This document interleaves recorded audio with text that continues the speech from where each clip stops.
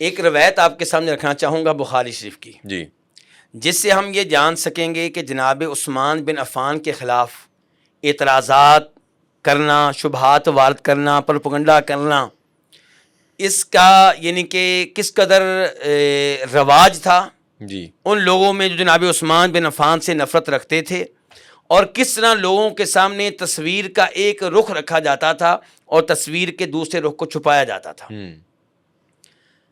جناب عبداللہ بن عمر وہ تشریف فرما ہیں، مجلس لگی ہوئی ہے، عام طور پہ قریشی لوگ موجود ہیں۔ ایک حاجی آیا، مصری حاجی تھا، جی جی اس نے پوچھا کہ کن کی مجلس ہے؟ بتایا گیا قریشیوں کی مجلس ہے۔ جی سربراہ کون ہے اس مجلس کے؟ یہ بڑے بزرگ کون ہیں؟ جی عبداللہ بن عمر ہیں۔ جی وہ حاجی آ کر بیٹھ گیا اور کہنے لگا عبداللہ بن عمر کو مخاطب کر کے رضی اللہ عنہما کہ میں آپ سے کچھ معلومات لینا چاہتا ہوں۔ کہا کرو سوال، پوچھو۔ کہا کیا یہ بات آپ جانتے ہیں کہ عثمان بن عفان جی بدر کی لڑائی سے غائب رہے؟ جناب عبداللہ بن عمر نے کہا بالکل یہ بات صحیح ہے۔ اس نے کہا میرا دوسرا سوال یہ ہے کہ کیا یہ بات درست ہے کہ غزوہ احد میں وہ میدان جنگ چھوڑ گئے تھے؟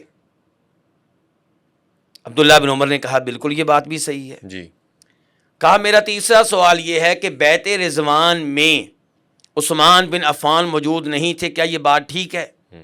عبداللہ بن عمر نے کہا یہ بات بھی ٹھیک ہے۔ جی اب وہ آدمی جناب عثمان بن عفان سے بغض رکھتا ہے، دل میں ان کے خلاف کینہ رکھتا ہے، اس لیے خوشی سے نعرہ لگایا اللہ اکبر۔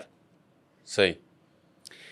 اس سے پتہ چلا کہ صحابہ کرام سے کئی لوگ مستقل طور پہ دشمنی رکھتے ہیں، ان کے عیوب کی تلاش میں رہتے ہیں، ان کا عیب مل جائے بجائے اس کے یہ کہیں کہ غفر اللہ لہم، اللہ ان کی مغفرت کرے یا اللہ ان سے راضی ہو، اس کی بجائے خوش ہوتے ہیں اور لوگوں میں ان برائیوں کو، ان عیوب کو پھیلانے کی کوشش کرتے ہیں اور تحقیق بھی نہیں کرتے کہ یہ عیب موجود تھا یا نہیں تھا، بڑے مذموم طریقے سے اچھالتے ہیں ان کو۔ جی ہاں بالکل، آج بھی کئی لوگ ایسا کام کر رہے ہیں۔ جی جی تو عبداللہ بن عمر نے اس آدمی سے کہا بیٹھو، اب میری بات سنو۔ کہا جہاں تک تعلق ہے غزوہ بدر کا، جی تو نبی علیہ الصلوۃ والسلام کی بیٹی، ان کی زوجہ تھیں، ان کی وائف تھیں، وہ ان کی خدمت میں مصروف رہے، ان کی عیادت میں مصروف رہے کیونکہ بیمار تھیں۔ اللہ اکبر۔ اور آپ نے جناب عثمان بن عفان کو یہ اعزاز دیا کہ عثمان تمہیں اس آدمی کے برابر اجر و ثواب ملے گا جو بدر کی لڑائی میں شریک ہوا، اور اس کے برابر مال غنیمت بھی ملے گا۔ سبحان اللہ۔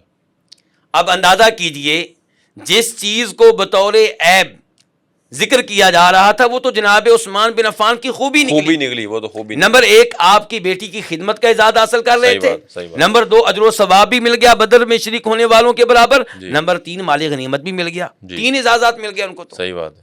تو یہ اعزاز تھا جس کو چھپایا جا رہا تھا۔ اور فرمایا جہاں تک تعلق ہے غزوہ احد کا، تو اس میں کوئی شک و شبہ نہیں کہ جناب عثمان بن عفان ان صحابہ کرام میں سے ایک تھے جو میدان جنگ چھوڑ گئے، لیکن اللہ رب العزت نے ان کو کیا اعزاز بخشا؟ فرمایا وَلَقَدْ عَفَا اللَّهُ عَنْهُمْ، رب نے معاف فرما دیا، اللہ تعالیٰ نے ان کو معاف کر دیا۔ وہ صورتحال ہی ایسی تھی اس وقت، جب آگے سے بھی دشمن نے حملہ کر دیا، پیچھے سے بھی حملہ کر دیا، تو کیا کریں اس وقت، پتہ ہی نہیں چلا تھا۔ اس کے علاوہ شیخ صاحب یہ بات بھی تھی کہ جب یہ افواہ پھیل گئی کہ نبی علیہ السلام فوت ہو چکے ہیں، شہید کر دیا، آپ کو شہید کر دیا گیا ہے، تو اس وجہ سے آپ سے شدید محبت کرنے والے صحابہ کرام ہمت ہار بیٹھے، ہمت ہار گئی، حوصلہ ہار بیٹھے، غم میں وہ یہ خبر سننے کے لیے تیار ہی نہیں تھے۔ اور اس کے ساتھ ساتھ جیسا کہ ڈاکٹر صاحب نے کہا کہ دشمن نے دو طرفہ حملہ کر دیا تھا، تو اس لیے لوگوں کو سمجھ نہیں آ رہی تھی ہم نے کس جانب جانا ہے، تو اس لیے کئی لوگ جو ہیں، کئی صحابہ کرام میدان جنگ چھوڑ گئے، اور اللہ تعالیٰ جانتا تھا کہ وہ مخلص صحابہ کرام ہیں، اپنے نبی علیہ السلام سے سچی محبت کرنے والے ہیں، اس لیے اللہ تعالیٰ نے آسمانوں سے اعلان کیا کہ وَلَقَدْ عَفَا اللَّهُ عَنْهُمْ، اللہ نے ان کو معاف کر دیا ہے، یہ تو ان کے لیے اعزاز بن گیا۔ اس کو رب نے معاف فرما دے، پھر ہم کون ہوتے ہیں زبانیں کھولنے والے؟ بقول امام ابن تیمیہ رحمہ اللہ کے کہ معافی کے بعد انسان کا مقام و مرتبہ اس مقام و مرتبہ سے بڑھ جاتا ہے جو معافی سے پہلے ہوتا ہے۔ سبحان اللہ۔ یعنی کہ اللہ نے معاف کر دیا، توبہ قبول کر لی، یہ تو بہت بڑا اعزاز ہے۔ اور تیسرے نمبر پہ بیعت رضوان کا جہاں تک تعلق ہے، تو یہاں پہ پروپگنڈا کرنے والے, اعتراض کرنے والے لوگوں کے سامنے یہ بات واضح نہیں کرتے کہ بیعت رضوان ہوئی کیوں تھی, کس وجہ سے ہوئی؟ کس وجہ سے ہوئی تھی, کس صحابی کی وجہ سے ہوئی تھی. جی جی وہی آپ کی بات کہ خوبی کو عیب کے پردے میں چھپایا گیا ہے. جی ہاں, خوبی بالکل کو عیب کے پردے میں چھپا دیا. بالکل ایسے ہی ہے. جناب عثمان بن عفان کو نبی علیہ السلام نے مکہ کی طرف بھیجا تاکہ مکہ والوں سے مذاکرات کریں جی کہ ہم لوگ مدینہ سے آئے ہیں, حالت احرام میں ہیں, پرامن لوگ ہیں, جنگ نہیں چاہتے, طواف کرنا چاہتے ہیں, عمرہ کرنا چاہتے ہیں, ہمیں مکہ میں آپ لوگ داخل ہونے دیں. جناب عثمان بن عفان سے بہتر کوئی شخص آپ کو اس موقع پہ نہیں ملا جس کو اس کام کے لیے آپ بھیجیں.